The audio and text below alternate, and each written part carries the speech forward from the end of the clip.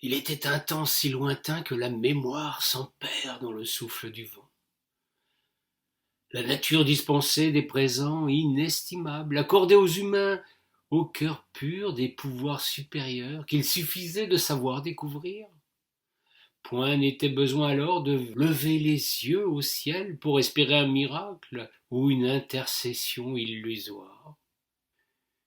Le brave Merlin allait encore de par les chemins, évitant le plus possible le commerce de ses semblables, qui sillonnaient le vaste monde pour des raisons mercantiles. Pèlerin des bords de l'eau, il arpentait les rivières et les ruisseaux, marchant toujours le cœur en joie, du pas certain de celui qui n'a d'autre but que d'aller à la rencontre d'un destin bienveillant.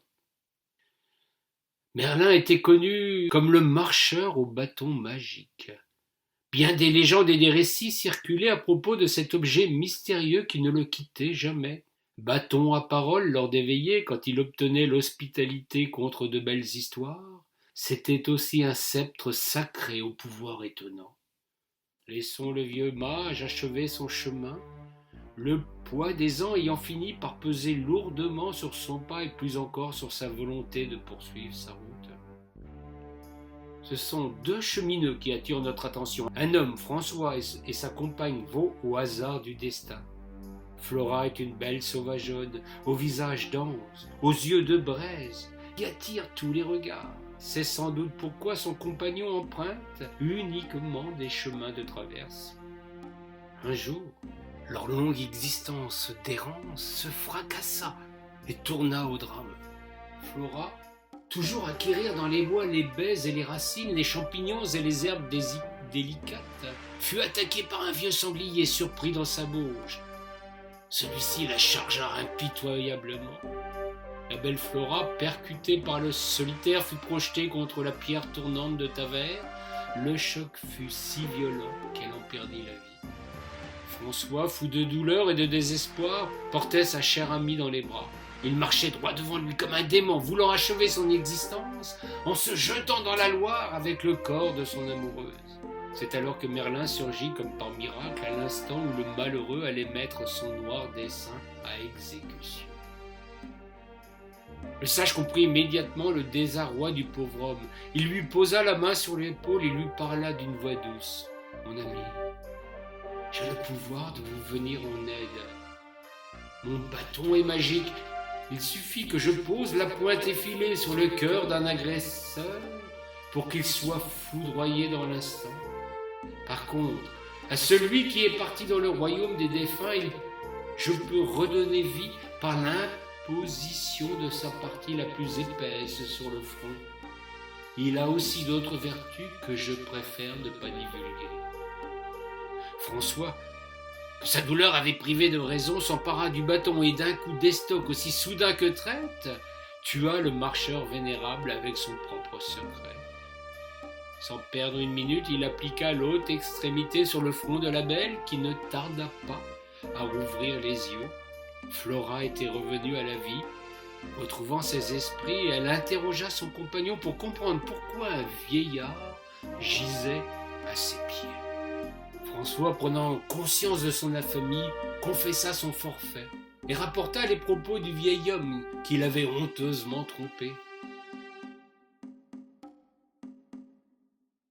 Flora, humiliée par cet aveu, prit le bâton des mains de son époux. Elle le posa délicatement sur le front de Merlin qui revint du monde des gisants.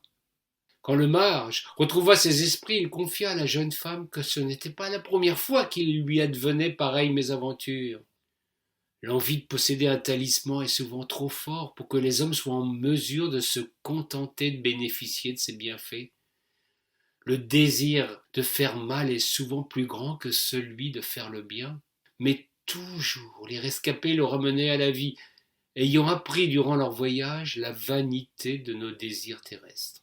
Flora buvait les paroles du vénérable, tandis que François le rouge au front ne savait plus ni où se mettre, ni que dire pour justifier son indigne comportement.